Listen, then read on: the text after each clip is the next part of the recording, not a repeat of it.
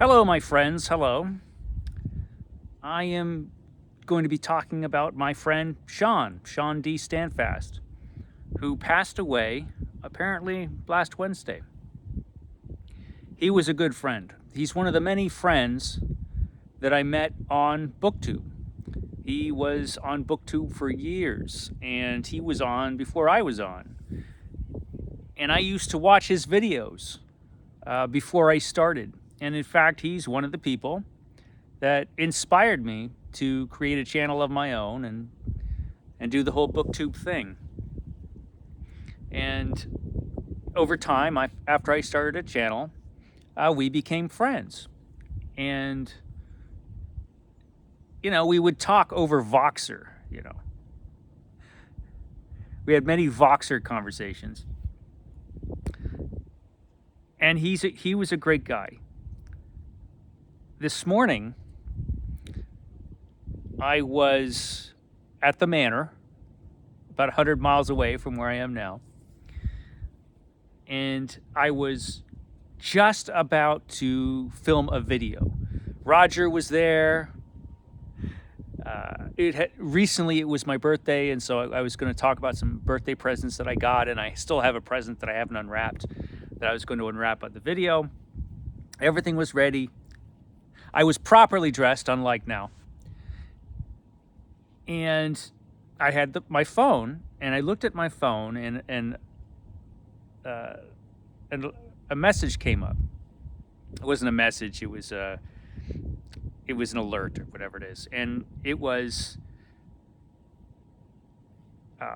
Book Time with Elvis. Mark at Book Time with Elvis had put up a video. It was a notification. That's what it is. A notification came up that Mark at Book Time with Elvis had put up a video. And it had a little teensy tiny thumbnail of the video, which showed Shawn and a candle. And the first two words of the video's title, which was something like horrible news or something like that. And as soon as I saw that, I knew. And it just hit me like a sledgehammer. And I just had to sit down. And because I knew. And then I watched the video where poor Mark, who's a very good friend of Shawn, they did lots of lives together and things. He received the news of Shawn's passing. And it didn't surprise me because of Shawn's very serious health problems that he's had for a long, long time. A number of years ago, he had it was at the very beginning of the pandemic, I think. He had a heart attack, I believe, and in the hospital, if I'm remembering his story correctly, in the hospital, he got COVID. So he's had some serious health problems ever since, to the point where he was unable to even leave his house. I think it was 3 months ago, he actually put up a video basically saying, I think the video's title was, "I'm a prisoner in my own house," which he was, which is really tragic. But he dealt with it the best he could, And his health has been kind of up and down for a long, long time. And he would suffer tremendously, and he wouldn't be able to make videos. He was just feeling so poorly. And then eventually he would feel better, not feel great, but he would feel better, and you'd see him on the videos again. And it kind of went that way for a while.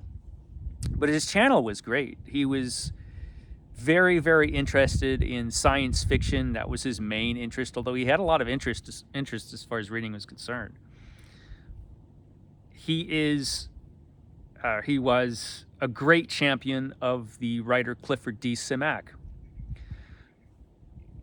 And if you were to type in Clifford D. Simak into YouTube, some of his videos would certainly come up. Simak, who wrote my very favorite science fiction book, City. Wonderful book. But most of Simak's other books I haven't read. For some reason, I have no idea why. But he was a great champion of Simak, and he knew an awful lot about science fiction, particularly classic science fiction. He was also very we had a shared interest in the novel Dracula. He was very into that novel. We had many discussions over Voxer about Dracula. He just had so much knowledge about that book, and it was so fun to talk to him about it. In the past few months, a sort of interesting and bizarre thing started to happen on Shawn's channel, which if you followed Shawn's channel, surely you've noticed, in that Shawn discovered how to make AI-produced videos. I hate AI videos normally, but since it was Shawn, I would watch them. But I hate AIs. I hate imitation art that's created by AI.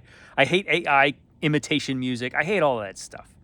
But I was watching those because Shawn created them.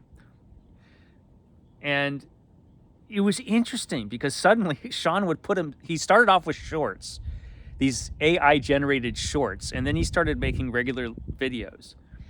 And he would put AI versions of himself in these videos and shorts. And suddenly Shawn D Standfast was fighting monsters as Shawn D Standfast the Barbarian.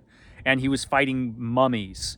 And suddenly there would be Shawn D Standfast as, a gunfighter blazing away in the middle of a street. It was interesting, and I wasn't quite sure what the heck he was doing until New Year's Eve. He did a series of videos on up to New Year's Eve, AI-generated videos. He even invented for himself an AI girlfriend that would be on these videos. Suitably, the AI girlfriend, when she talked, she sounds just like a robot, as is appropriate. But on New Year's Eve itself, he had a video come up where it was an AI-generated Shawn, his AI-created girlfriend, and they were outside at a public gathering about to ring in the new year. And suddenly AI-generated Shawn started to talk in a bizarre AI voice that did not sound like Shawn. And he said, "Hey, the new year's here." And he got up, and his AI-generated girlfriend got up, and they celebrated the AI New Year. And then I realized, as I was watching that Shawn going out to a New Year's celebration was as impossible for him as it would be for Shawn to fight monsters in his other AI-generated videos. That was just an impossible thing for him to do. And I suddenly realized that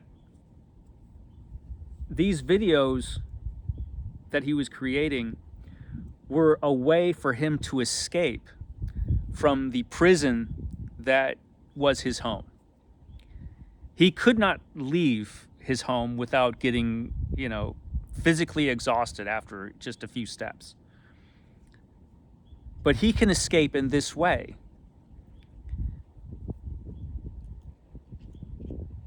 Which was, he was kind of like Captain Pike at the end of the Menagerie, living in an imaginary world, because the world that he actually lived in could be pretty terrible because of his physical condition. And ironically, my thought was, this is just like one of the science fiction stories that Shawn knows so well. This is the kind of science fiction story that he is living in, that he could have read, back in the 20th century in Analog magazine, where you have a guy who is a prisoner in his own home, but escapes through an imaginary world created by artificial intelligence. And I wondered, does Shawn realize that he is living in a science fiction story? How interesting and kind of sad that was. But I'm sure he had fun doing it. Shawn passed away alone in his house, as so many people do. He was estranged from his family, but Shawn's situation wasn't actually as bad as many people's who pass away in similar circumstances. Because while I suspect Shawn could be lonely in his life, with all of the challenges he had to deal with, I think he knew that he was loved. He knew he had real friends. And he knew that there were people that really, really cared about him, as we did. He was a really good guy, and he was a really good friend. And the videos on his channel, which I will link to down below, are full of really interesting information about science fiction, as well as a lot of the things he had to deal with in his personal life, with his health problems and everything else. And I will miss him terribly. I will miss talking to him over Voxer about different books, asking him questions about things that he knew a lot about that I didn't. He was just a delightful man, and he will be missed.